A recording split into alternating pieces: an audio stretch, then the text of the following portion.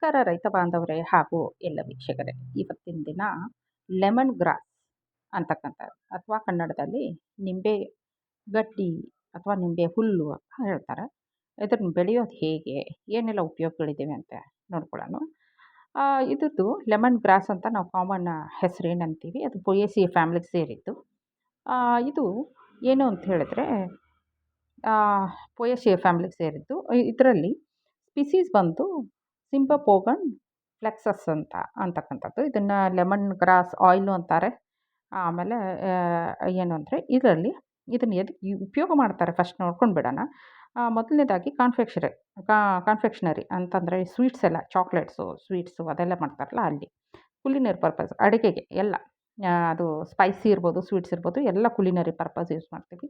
Drugs ಅಂದರೆ ಮೆಡಿಸಿನ್ಸಲ್ಲಿ use ಮಾಡ್ತಾರೆ. ಫ್ಲೇವರಿಂಗಲ್ಲಿ ಈ ವೆನಿಲಾ ಎಸೆನ್ಸು ಈ ಥರ ಎಸೆನ್ಸ್ ಮಾಡಿ ಕೂಡ ಯೂಸ್ ಮಾಡ್ತಾರೆ. ಆಮೇಲೆ ಇದನ್ನು ಯೂಸ್ ಮಾಡೋದ್ರಿಂದ ಇನ್ಸೆಕ್ಟು ಓಡೋಗುತ್ತೆ, ರಿಪಲ್ಲೆಂಟ್ ಆಗಿ ಕೂಡ ಯೂಸ್ ಮಾಡ್ತಾರೆ.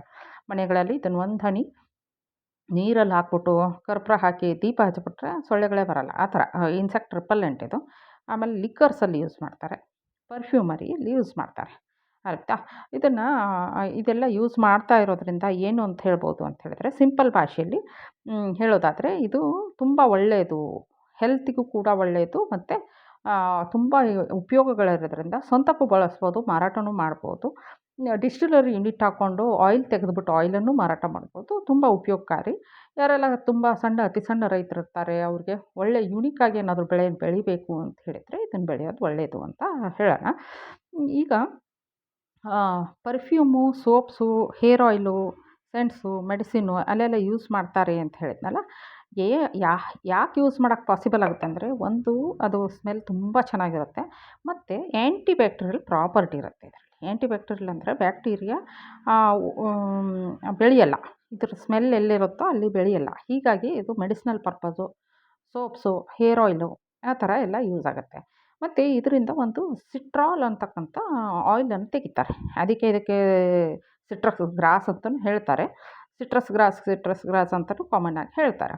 ಸಿಟ್ರಾಲ್ ಏನಿದೆ ಅದರಲ್ಲಿ ಒಂದು ಸುಗಂಧಭರಿತ ಅಯೋನಿನ್ ಅಂತಕ್ಕಂಥ ಒಂದು ಕೆಮಿಕಲ್ ಇರ್ತದೆ. ರೈತರು ಅಷ್ಟು ತಲೆ ಕೆಡಿಸ್ಕೊಳ್ಳೋ ಅವಶ್ಯಕತೆ ಇಲ್ಲ. ಆದರೆ ಯಾಕಿದು ಬೇಕು ಅಂತ ಹೇಳಿದರೆ, ಆ ಅಯೋನಿನನ್ನು ಕೆಲವೊಮ್ಮೆ ಡಿಸ್ಟಿಲೇಷನ್ ಮಾಡಿ ಮಾರಾಟ ಮಾಡಿದರೆ ಈ ಬೆಳೆ ಬೆಳೆದಿದ್ದಕ್ಕಿಂತ ಹೆಚ್ಚಿನ ಲಾಭ. ಅದಕ್ಕಾಗಿ ಇದ್ರ ಬಗ್ಗೆ ತಿಳಿಸ್ಕೊಡ್ಬೇಕು ಅಂತ ಹೇಳಿ ನಾನು. ಅದರಿಂದ ಏನು ಮಾಡ್ತೇವೆ, ವಿಟಮಿನ್ ಎ ಅನ್ನು ನಾವು ಆ ಅಯೋನಿನಿಂದ ಅಯೋನೋನ್ ಏನಿದೆ ಅದರಿಂದ ನಾವು ವಿಟಮಿನ್ ಎನ್ನು ಕೂಡ ಎಕ್ಸ್ಟ್ರಾಕ್ಟ್ ಮಾಡ್ಕೋಬೋದು. ಹಾಗಾಗಿ ಎಲ್ಲೆಲ್ಲಿ ಪರ್ಫ್ಯೂಮರಿ, ಆಮೇಲೆ ಕಾನ್ಫೆಕ್ಷರಿ, ಆಮೇಲೆ ಅದೇ ಹೇಳಿದ್ನಲ್ಲ ಸ್ವೀಟ್ಸ್ ಎಲ್ಲ ಮಾಡಲ್ಲಿ, ಲಿಕ್ಕರ್ಸಲ್ಲಿ ಎಲ್ಲ ಕಡೆ ಬಳಸೋಕ್ಕೆ ಮೇನ್ ರೀಸನ್ನೇ ಇದರಲ್ಲಿ ಇರ್ತಕ್ಕಂಥ ಆಯಿಲು. ಏನು ಸಿಟ್ರಾಲ್ ಇದೆ ಅದರಲ್ಲಿ ಇರತಕ್ಕಂಥ ಅಯೋನೋನ್ ಏನಿದೆ ಆ ಒಂದು ಕೆಮಿಕಲ್ನಿಂದ ಇದು ತನ್ನ ಒಂದು ಕೆಪಾಸಿಟಿ ಜಾಸ್ತಿ ಮಾಡ್ಕೋತದೆ. ಇದಕ್ಕೆ ಯಾವ ಥರ ಮಣ್ಣಿದ್ದರೆ ಬೆಳೀತದೆ ಅಂತಕ್ಕಂಥದ್ದು. ಒಂದು ಯಾವುದು ವೈಡ್ ರೇಂಜ್ ಆಫ್ ಸಾಯಿಲ್ಸ್ ಅಂತ ಹೇಳ್ತೀವಿ. ಅಂದರೆ ಎಲ್ಲ ರಿಚ್ ಸಾಯಿಲು, ಪುವರ್ ಸಾಯಿಲ್ ಎಲ್ಲ ಫಲವತ್ತಾದ ಮಣ್ಣಲ್ಲಿ ತುಂಬ ರಭಸದಿಂದ ಬರುತ್ತೆ. ಆದರೆ ಕಡಿಮೆ ಫಲವತ್ತಾದಿದ್ದಲ್ಲಿ ಕೂಡ ಬರುತ್ತೆ. ಆಮೇಲೆ ಇದನ್ನು ಎಲ್ಲೂ ಬೆಳಿಬೋದು ಅಂತ ಅರ್ಥ ಆಯಿತು. ಆದರೆ ಅವಾಯ್ಡ್ ಮಾಡಬೇಕಾಗಿತ್ತು ಎಲ್ಲಿ ಅಂದರೆ ಕ್ಯಾಲ್ಕರೈಸ್ ಅಂದರೆ ವಾಟರ್ ಲಾಗ್ಡ್ ಸಾಯಿಲ್ಸ್. ಅಂದರೆ ನಮ್ಮ ಭತ್ತ ಎಲ್ಲೆಲ್ಲಿ ಬೆಳೀತದಲ್ಲ ಅಲ್ಲಿ ಬೆಳೆಯೋ ಹಾಗಿಲ್ಲ. ಭತ್ತ ಬೆಳೆಯೋದೇ ವಾಟರ್ ಲಾಗ್ಡ್ ಅಂದರೆ ನೀರು ನಿಂತ್ಕೊಳ್ಳೋವಂಥ ಸ್ಥಳದಲ್ಲಿ. ಇದಕ್ಕೆ ತುಂಬ ನೀರು ನಿಂತ್ಕೊಳ್ಳೋ ಹಾಗಿಲ್ಲ. ಆಮೇಲೆ ಕ್ಯಾಲ್ಕರೈಸ್ ಇರಬಾರ್ದು, ಅಂದರೆ ಏನು ಅಂದರೆ ಸುಣ್ಣಭರಿತ ಆಗಿರುತ್ತೆ ಕೆಲವೊಂದಿಷ್ಟು ಮಣ್ಣು, ಅಂಥದ್ರಲ್ಲಿ ಬೆಳೆಯೋಂಗಿಲ್ಲ. ಹೆಚ್ಚಾಗಿ ಹೇಳೋದಾದರೆ ಇದನ್ನು ಕೋಸ್ಟಲಲ್ಲಿ ಬೆಳಿಬಾರ್ದು ಅಂತ ಒಂದು ಸೂಕ್ಷ್ಮ ವಿಚಾರ. ಕೋಸ್ಟಲಲ್ಲಿ ಬೆಳೆದ್ರೂ ಕೂಡ ಸಿಹಿ ನೀರನ್ನು ನಿಲ್ಲಿಸೋ ಹಾಗಿಲ್ಲ, ಮತ್ತು ಸಿಹಿ ನೀರನ್ನು ಉಣಿಸ್ಬೇಕಾಗ್ತದೆ ಅಂತಕ್ಕಂಥದ್ದು. ಇನ್ನು ಉಪಚಾರ ಮಾಡಿದರೆ ಅಲ್ಲೂ ಕೂಡ ಬೆಳಿಬೋದು, ಬಟ್ ಸ್ವಲ್ಪ ಏನು ಅಂತ ಹೇಳಿದ್ರೆ ಖರ್ಚು ಜಾಸ್ತಿ ಆಗ್ತದೆ, ಉಪಚಾರಕ್ಕೆಲ್ಲ ಇದಾಗ್ತದೆ. ಇನ್ನು ಕ್ಲೈಮೇಟ್ ಯಾವ ರೀತಿ ಇರಬೇಕು ಅಂತ ಹೇಳಿದರೆ, ಒಂದು ವಾರ್ಮ್ ಹ್ಯೂಮಿಡ್ ಕ್ಲೈಮೇಟ್ ಇರಬೇಕು, ಹ್ಯೂಮಿಡಿಟಿ ಸ್ವಲ್ಪ ಜಾಸ್ತಿ ಇರಬೇಕು, ಸೂರ್ಯನ ಬೆಳಕು ಬರ್ತಾ ಇರಬೇಕು, ಮಳೆ ಒಂದು ಸ್ವಲ್ಪ ಜಾಸ್ತಿ ಬೇಕು. 200ರಿಂದ 250 mm ಮಳೆ ಬೇಕಾಗುತ್ತೆ ಒಂದು ವರ್ಷಕ್ಕೆ. ಥ್ರೂ ಔಟ್ ದ ಇಯರು ಬೇಕಾಗುತ್ತೆ. ಒಂದು ವೇಳೆ ನಾವು ಬೆಳಿಬೇಕು ಅಂದ್ಕೊಂಡಿದ್ದೀವಿ, ಅಷ್ಟು ಮಳೆ ಇಲ್ಲ, ಏನು ಮಾಡೋದು ಅಂತ ಹೇಳಿದ್ರೆ ಸಪ್ಲಿಮೆಂಟ್ರಿ ಇರಿಗೇಷನ್ನು ಅಂದರೆ ನೀರಾವರಿ ವ್ಯವಸ್ಥೆ ಮಾಡಿಕೊಂಡು ಕೊಡ್ಬೋದು. ಇವತ್ತಿನ ದಿನ ಡ್ರಿಪ್ಪು, ಸ್ಪ್ರಿಂಕ್ಲರ್ ಬಂದಿದೆ, ಆರಾಮಾಗಿ ಬೆಳ್ಕೊಳ್ಬೋದು. No issue. ಯಾರೂ ಕೂಡ ಬೆಳಿಬೋದು ಅಂತಕ್ಕಂಥದ್ದು. ಆದರೆ ಇದಕ್ಕಿಷ್ಟು ಬೇಕು ಅನ್ನೋದು ಗೊತ್ತಿದ್ದರೆ ರೈತನಿಗೆ, ಅವನು ನೀರಾವರಿ ವ್ಯವಸ್ಥೆಗೆ ಅವನ ಹತ್ರ ಎಷ್ಟು ಸಾಧ್ಯನೋ ನೀರು ಕೊಡೋಕ್ಕೆ ಅಥವಾ ಅದನ್ನು ಹೇಗೆ ವ್ಯವಸ್ಥೆ ಮಾಡ್ಕೋಬೇಕು ಎಲ್ಲ ತಿಳ್ಕೊಳ್ಬೋದು ಅಲ್ವಾ? ಹಾಗಾದರೆ ವೆರೈಟೀಸ್ ಯಾವ್ಯಾವ್ದಿದೆ ಅಂದರೆ ಸುಮಾರು ದೇಸಿ ತಳಿಗಳಿದ್ದಾವೆ ಸಿಟ್ರಸ್ ಗ್ರಾಸಲ್ಲಿ. ಆದರೆ ಕೆಲವಿಷ್ಟು ಯೂನಿವರ್ಸಿಟಿಯಿಂದ ಡೆವಲಪ್ ಮಾಡಿದ್ದು ತಳಿಗಳು ಅಥವಾ ಸ್ಟ್ರೈನ್ನ ತೆಗೆದುಬಿಟ್ಟು ಕಂಡು ಹಿಡಿದಂಥ ಅಂದರೆ ಏನು ಅಂತಂದರೆ ಅವನ್ನ ಬೈಫರ್ಕೇಟ್ ಮಾಡಿ ಇದೇ ಒಳ್ಳೆಯದು ಅಂತ ಕಂಡು ಹಿಡ್ಕೊಂಡು ಇಟ್ಕೊಂಡಿರ್ತಾರೆ. ಅಂಥ ವೆರೈಟೀಸಲ್ಲಿ ಒಂದು ಸುಗಂಧಿ, ಪ್ರಗತಿ, ಪ್ರಮಾಣ ಆ ಥರ ಸುಮಾರಿದ್ದಾವೆ. ಹೆಸರು ಕೊಟ್ಟಿದ್ದೀನಿ. ಕಾವೇರಿ, ಕೃಷ್ಣ, RRL 39 ಆ ಥರ ಹೆಸರು ಕೊಟ್ಟಿದ್ದೀವಿ. ಡಿಟೇಲಾಗಿ ಇಲ್ಲ ನಮ್ಮ ಭಾಗಕ್ಕೆ ನಾನು ಚಿತ್ರದುರ್ಗದವನು, ನನಗೆ ಇದರಲ್ಲಿ ಯಾವ ವೆರೈಟಿ ಸೂಟ್ ಆಗುತ್ತೆ ಅಂತ ಹೇಳಿದ್ರೆ ನಾವು ಅದ್ರ ಕೂಡ ಚರ್ಚೆ ಮಾಡೋಣ. ಇಲ್ಲ ನಾನು ಬೀದರ್ನವರು ರೈತ, ನನಗೆ ಯಾವ್ದು ಸೂಟ್ ಆಗುತ್ತೆ ಅಂತ ಹೇಳಿದರೆ ಚರ್ಚೆ ಮಾಡಿ ನಮಗೆ ತಿಳಿಸ್ಕೊಡ್ಲಾಗ್ತದೆ. ಮತ್ತು ಇನ್ನೇನು ಖರ್ಚಾಗ್ತದೆ ಅಥವಾ ಎಷ್ಟು ಬಳಸಬೇಕು 1 ಎಕರೆಗೆ ಅಥವಾ 1 ಹೆಕ್ಟರ್ಗೆ ಎಷ್ಟು ಬಳಸಬೇಕು ಅಂಥೇಳಿ. ಇದು ಸ್ಲಿಪ್ಸ್ ಅಂದರೆ ಕಟ್ಟಿಂಗ್ಸು ತೆಗೆದುಬಿಟ್ಟು ಬೀಜದಿಂದನೂ ಬೆಳಿಬೋದು. ಆದರೆ ಕಟ್ಟಿಂಗ್ಸಿಂದ ಇದನ್ನು ಹೆಚ್ಚಾಗಿ ಬೆಳೀತಾರೆ. ಒಳ್ಳೆ ಕ್ವಾಲಿಟಿ ಬೇಕಂದರೆ ಕಟ್ಟಿಂಗ್ಸೇ ತೊಗೋಬೇಕಾಗುತ್ತೆ. ಸ್ಲಿಪ್ಸ್ ಅಂತ ಹೇಳ್ತೀವಿ ಅದನ್ನು. ಆ ಸ್ಲಿಪ್ಸು 1 ಎಕರೆಗಾದರೆ ಒಂದು 10,000 ಬೇಕು. 2 ಅಂದರೆ 1 ಹೆಕ್ಟರ್ಗಾದರೆ 25,000 ಬೇಕಾಗ್ತದೆ. ಆಯಿತಾ? ಮತ್ತು ಗೊಬ್ಬರ ಕೊಡಬೇಕಲ್ಲ. ನಾವು ರಾಸಾಯನಿಕ ಗೊಬ್ಬರ ಕೊಟ್ಟರೆ ಇಲ್ಲಿ ಕೊಟ್ಟಿದ್ದೀನಿ ನಾನು 200 kg 1 ಎಕರೆಗೆ, 40 kg ಪೊಟ್ಯಾಶು, ಆಮೇಲೆ ಫಾಸ್ಫರಸ್ಸು, ಆಮೇಲೆ ಪೊಟ್ಯಾಶ್ ಒಂದು 50, ಆಮೇಲೆ ಫಾರ್ಮೇಡ್ ಮಾಡಿರೋ ಅಂದರೆ ನಮ್ಮದು ಕಾಂಪೋಸ್ಟ್ ಬರುತ್ತಲ್ಲ ಸಗಣಿ ಗೊಬ್ಬರ, ಅದಾದರೆ ಒಂದು 4 ಟನ್ ಹಾಕಬೇಕಾಗತ್ತೆ. ರೈತರು ಇಲ್ಲಿ ಒಂದು ಅರ್ಥ ಮಾಡ್ಕೊಳ್ಬೇಕು, ಈ ರಾಸಾಯನಿಕ ಗೊಬ್ಬರನ ಕೊಡೋದಕ್ಕಿಂತ ಹೆಚ್ಚಾಗಿ ನಮ್ಮ ಎರೆಹುಳು ಗೊಬ್ಬರ ಈ ಥರ ಎಲ್ಲ ಕೊಡ್ತೀವಲ್ಲ, ಸ್ವಲ್ಪ ಯಥೇಚ್ಛವಾಗಿ ಜೀವಾಮೃತ, ಬೀಜಾಮೃತಗಳನ್ನು ಯೂಸ್ ಮಾಡಿಕೊಂಡು ಇದಕ್ಕೆ ಹಾಕ್ತಾ ಬಂದರೆ ಇಷ್ಟು ಈ ರಾಸಾಯನಿಕ ಗೊಬ್ಬರಗಳ ಅವಶ್ಯಕತೆ ಬರೋದಿಲ್ಲ. ಆಯಿಲು ಕೂಡ ತುಂಬ ಸಿಟ್ರಾಲು ಅಥವಾ ಏನಿದೆ ತುಂಬ ಚೆನ್ನಾಗಿ ಬರುತ್ತೆ. ಇನ್ನೂ ಒಳ್ಳೆ ಕ್ವಾಲಿಟಿದು ಬರುತ್ತೆ ಅಂತ ಹೇಳ್ಬೋದು.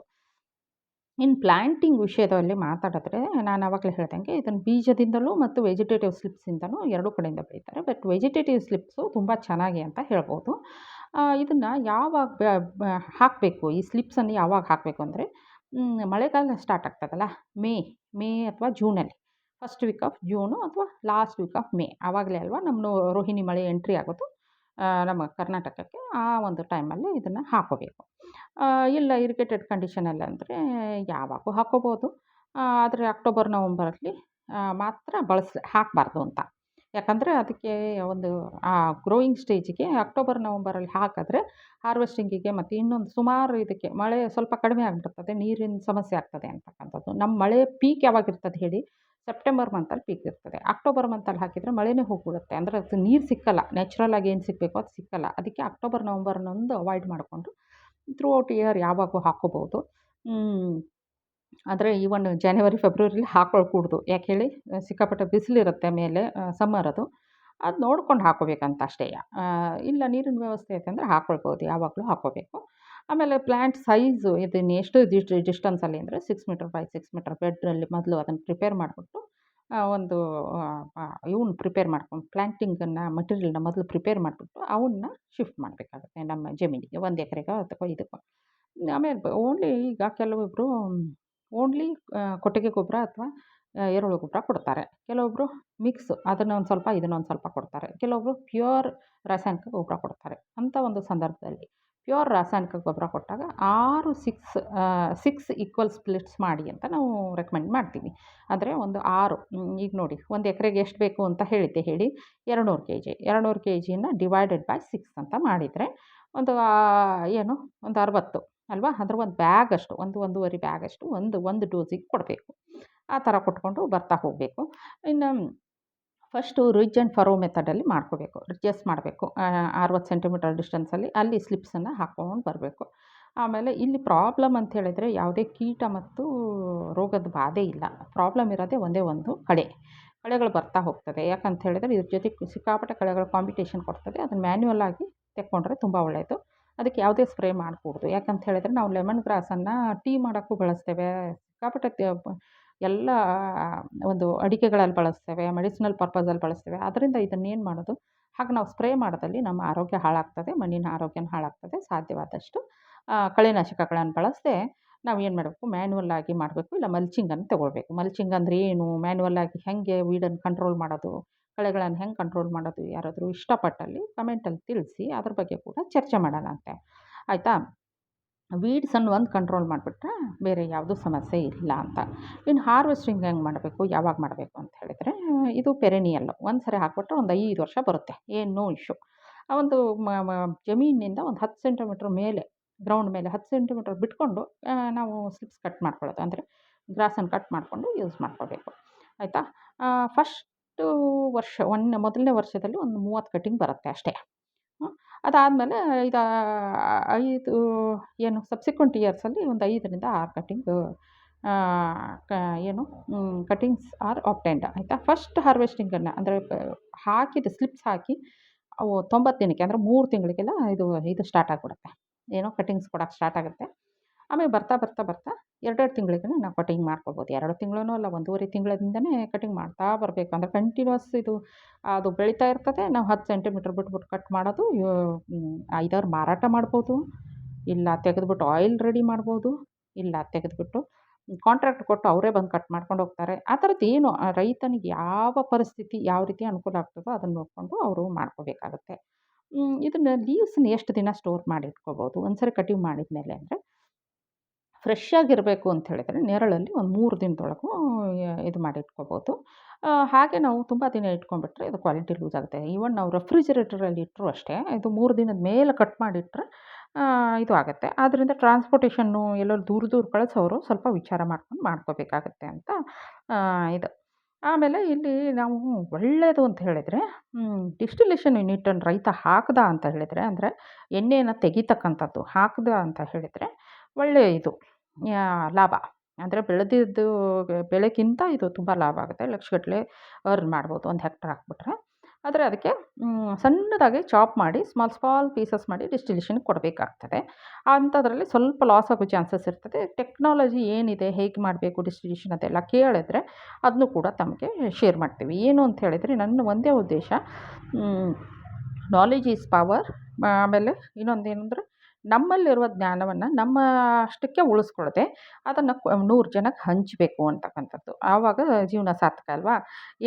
ಏನು ಅಂತಂದರೆ ಬಿಚ್ಚಿಟ್ಟ ಜ್ಞಾನ ಹೊಳೆಯುತ್ತದೆ, ಬಚ್ಚಿಟ್ಟ ಜ್ಞಾನ ಅಂದರೆ ಆ ಜ್ಞಾನ ಏನಿದೆಯೋ ಅದು ನಮ್ಮಲ್ಲೇ ಉಳಿದೋಗ್ಬಿಟ್ರೆ ಹೋಗ್ಬಿಡ್ತದೆ. ಹೀಗಾಗಿ ಅಲ್ವಾ ನಾವು 4000 ವರ್ಷದ ಹಳೆಯ ಪುರಾತನವಾದಂಥ ನಮ್ಮ ಏನು ದೇಶ ಇದೆ ಅದರದ್ದು ಎಷ್ಟೋ ನಾಲೆಜ್ ನಾವು ಮುಂದಿನ ಪೀಳಿಗೆಗೆ ಕೊಡಲಿಲ್ಲ, ಅಥವಾ ಮುಂದಿನ ಪೀಳಿಗೆಯವ್ರು ಬಳಸೋಕ್ಕೆ ಇಷ್ಟಪಡಲಿಲ್ಲ. ಏನಾಯಿತೋ ಗೊತ್ತಿಲ್ಲ, ತುಂಬ ನಾಲೆಜು ಮಧ್ಯದಲ್ಲೇ ಹೊರಟೋಗಿದೆ. ನಲಂದ ಯೂನಿವರ್ಸಿಟಿ ಅಂತ ಯೂನಿವರ್ಸಿಟಿಗಳು ಸುಟ್ಟಾಕಿದ್ರಿಂದ ಬರೆದಿಟ್ಟಿರೋ ನಾಲೆಜ್ ಕೂಡ ಇವತ್ತಿನ ದಿನ ಸಿಗದೇ ಇರೋ ರೀತಿಯಲ್ಲಿ ಇದೆ. ಆದ್ದರಿಂದ ನನ್ನ ಒಂದು ಉದ್ದೇಶ ಏನು ಅಂತಂದರೆ ಭೂಮಿ ಮೇಲೆ ಪರ್ಮನೆಂಟಾಗಿ ಉಳಿಯೋದು ಅಂತ ಹೇಳಿದರೆ ಒಂದು ನಾಲೆಜೇ ನನ್ನ ಪ್ರಕಾರ. ಆ ಜ್ಞಾನವನ್ನು ಒಬ್ಬರಿಂದ ಇನ್ನೊಬ್ಬರಿಗೆ ಹರಡಿಸೋಣ ಅಂತ ಹೇಳ್ತಾ ಇದ್ದೀನಿ. ಮತ್ತು ಈಲ್ಡು ಒಂದು ಹೆಕ್ಟರಿಗೆ ನೋಡಿ 375 ಕೆಜಿವರೆಗೂ ಬರುತ್ತೆ. ಇದನ್ನು ಅದೇ ಹೇಳಿದ್ನಲ್ಲ, ರೈತ ಆಸೆ ಪಟ್ಟು ನೀಟಾಗಿ ಟೆಕ್ನಾಲಜಿ ಎಲ್ಲ ತಿಳ್ಕೊಂಡು ಇದನ್ನು ಮಾಡಿದ್ರೆ ಅವನು ಲಕ್ಷಗಳಲ್ಲಿ ಅರ್ನ್ ಮಾಡ್ಬೋದು. 1 ಹೆಕ್ಟರು ಜಮೀನಿತ್ತು ಅಂತ ಹೇಳಿದರೆ ಪೂರ್ತಿ ಟೆಕ್ನಾಲಜಿ ಮತ್ತು ಅದರದ್ದು ಯಾವ ರೀತಿ ಬಳಸಬೇಕು, ಏನು ಮಾಡಬೇಕು ಎಲ್ಲ ಹೇಳಿದರೆ ಅವ್ರಿಗೆ ಫೀಲ್ಡ್ ವಿಸಿಟನ್ನು ಮಾಡಿಸ್ಬಿಟ್ಟು ಯಾವ ರೀತಿ ಬೆಳೆಯೋದು, ಏನು ಎತ್ತ ಎಲ್ಲವನ್ನು ತಿಳಿಸ್ಕೊಡ್ಲಾಗ್ತದೆ ಅಂತ ಹೇಳ್ತಾ, ಎಲ್ಲರೂ ಖುಷಿಯಾಗಿರಿ. ಯುನಿಕ್ಕಾಗಿ ಏನೋ ಮಾಡಿ ಆಮೇಲೆ ನಿಸರ್ಗವನ್ನು ಕಾಪಾಡಬೇಕು. ಅದರ ಜೊತೆಗೆ ನಾವು ಸಂತೋಷವಾಗಿರಬೇಕು, ಎಲ್ಲ ಖುಷಿಯಾಗಿರಿ ಅಂತ ತಿಳಿಸ್ತಾ, ಈಗ ಒಂದು ಇವತ್ತಿನ ಕೋಟ್ ಏನು ಇದು ಟ್ಯಾಗ್ಲೈನ್, ಸ್ವಾಮಿ ವಿವೇಕಾನಂದ ಅವರ ಫಾಲೋವರ್ ನಾನು. ಅವರೇ ಒಂದು ಕಡೆ ಹೇಳ್ತಾರೆ, ನಾವು ಏನಾಗಿದ್ದೇವೆ ಅದು ನಮ್ಮ ವಿಚಾರಗಳಿಂದಲೇ, ನಾವು ಇವತ್ತು ಏನಾಗಿದ್ದೇವೋ ಅದು ನಮ್ಮ ವಿಚಾರಗಳಿಂದಲೇ. ಹೀಗಾಗಿ ನೀವು ಏನು ವಿಚಾರ ಮಾಡ್ತೀರಿ ಎಂಬುದರ ಬಗ್ಗೆ ಗಮನ ಕೊಡಬೇಕು. ಅಂದರೆ ಏನು, ನಾವು ಏನಿದ್ದೀವಿ ಇವತ್ತು ಕೆಟ್ಟದ್ದು ವಿಚಾರ ಮಾಡಿದರೆ ನಮ್ಮ ವ್ಯಕ್ತಿತ್ವ ಕೆಟ್ಟದ್ರಲ್ಲಿ ಹೋಗ್ತದೆ. ಒಳ್ಳೆಯದೇ ವಿಚಾರ ಮಾಡ್ತಾ ಬಂದರೆ ಒಳ್ಳೆಯದೇ ಆಗ್ತಾ ಹೋಗ್ತದೆ. ಆದ್ದರಿಂದ ನಾವೇನು ಮಾಡಬೇಕಂದ್ರೆ ಒಳ್ಳೊಳ್ಳೆ ವಿಚಾರ ಮಾಡಬೇಕು, ಖುಷಿಯಾಗಿರಬೇಕು. ಪ್ರಪಂಚಕ್ಕೆ ಏನೋ ಒಂದು ಸೇವೆಯನ್ನು ಸಲ್ಲಿಸಬೇಕು. ನಾವು ಹುಟ್ಟಿರೋದು ಸುಮ್ಮನೆ ಅಲ್ಲ, ಇರೋವರೆಗೂ ಜೀವನ ಸಾರ್ಥಕ ಮಾಡ್ಕೋಬೇಕು. ಎಲ್ಲರೂ ಖುಷಿಯಾಗಿರಿ ಅಂತ ಹೇಳ್ತಾ, ಸರ್ವೇ ಜನ ಸುಖಿನೋ ಭವಂತು.